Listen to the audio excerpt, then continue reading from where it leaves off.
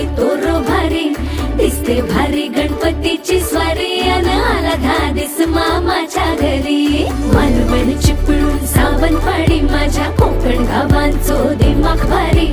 दिसते भारी गणपतीची स्वारी माझ्या कोकणा वाटे तुम्ही वलवा गाडी धमाधमान हाका गाडी माझ्या कोकणचो रस्तो नागमोडी कारी नाही